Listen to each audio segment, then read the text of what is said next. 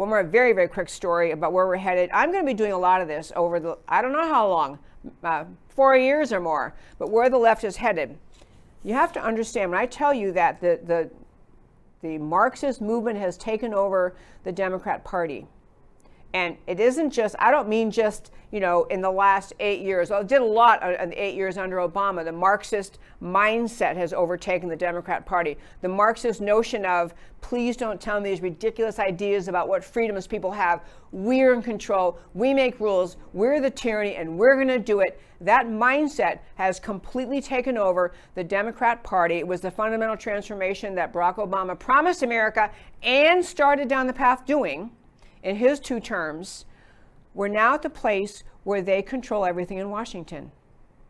I will be regularly reporting to you the kinds of things they do that are examples of this, or that are just examples of the un-American, anti-freedom, anti-free market, anti-Christianity, anti-religion, anti-American policies and legislative proposals the left will come up with. We're going to be inundated with them. One quick tease for today. So, you remember likely that there was talk at some point about maybe we should have reparations. That even though no one alive today was a slave in America, and no one alive today was a slave owner in America, the Democrats want to use the history of slavery, which ended in 1865. They want to fast forward to the year 2021, or sometime in the next 3 years. They want to push the idea that because of slavery in 1865, that there should be a massive forced redistribution of wealth, a tax placed on Americans, and that money go directly to African American citizens in this country, to Black American citizens. That is the idea of reparations. That because of your skin color, you're either going to be the one paying the taxes for something you didn't do, or you're going to be the one receiving. And the estimates right now, and obviously this bill is being pushed forward right now, is why I'm telling you about it. The range of ideas is each individual Black American should receive somewhere between $350,000 to $500,000. A massive forced wealth redistribution plan, which is by itself a Marxist idea that the government's purpose exists. The purpose of government is to redistribute wealth, to decide who has too much and from whom you should take it away and who you're going to give it to. It was back on the table. This Sheila Jackson Lee has already introduced the bill. She's actually calling for exploratory committee on reparations for slavery. So we'll do more on that. I'll tell you more about that, what she's talking about. But I want you to understand, they're not kidding. This is not just, they now have the majority in the House, slim though it is, majority in the Senate. They have the White House. They are seeing this time as a time to inflict every bit of tyranny on America that the left has ever talked about. What we're going to see coming down the pike, reparations for slavery. So you're going to pay higher taxes for something you didn't do. So someone who didn't suffer is going to receive money. But we're going to see massive push for under the guise of environmental climate change, protecting the environment, massive climate-based legislation, such as the Green New Deal.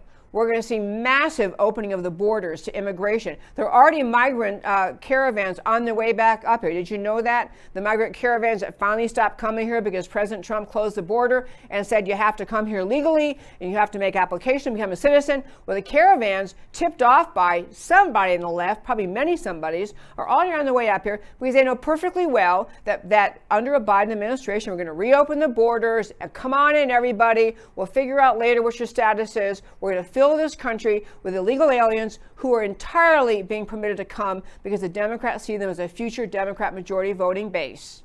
Massive changes in immigration, massive changes in all sorts of things like affirmatively furthering fair housing, which is going to result in all sorts of limitations and regulations and taxes on American homeowners and on people trying to build homes and develop communities. We're going to see what a Marxist America looks like very soon. I'm going to keep track of it for you. I'm going to keep pointing it out because I want you to understand this is what we were all trying to avoid, getting to where we are right now. This is what we were trying to avoid. I will never give up on the idea of America. I will never give up on restoring the America, the free America under the promises of the Declaration, the Constitution, the ideas of rights from God because you were born, extending to every single citizen in this country. I will never give up on that, but we're in a different place today, a very different place today than we were, in October, before the elections of 2020. We're in a very different place where we're going to watch tyranny on steroids. I'll be happy to talk to you about it. Again, if you're just tuning in or tuning into this portion of the show, I want to remind you, if you're listening to this on YouTube, Facebook, Twitter, any of the social media giants that are repressing speech, I urge you to remember to go to my website. You can watch the show on my website. You can get all our blog posts and everything there, americacanwetalk.org, and go to Rumble, R-U-M-B-L-E, Rumble, rumble.com. Sign up, get an account there, follow my show there, make that migration before we get shut down, because it's coming. I mean, not just this show, but the whole tyrannical shutting down speech, shutting down the freedom of Americans to communicate with each other, the most fundamental right we have in this country, this precious right.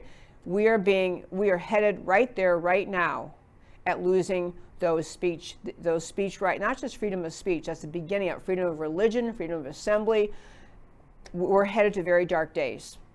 I will be here talking about it because I love this country and I will not shut up.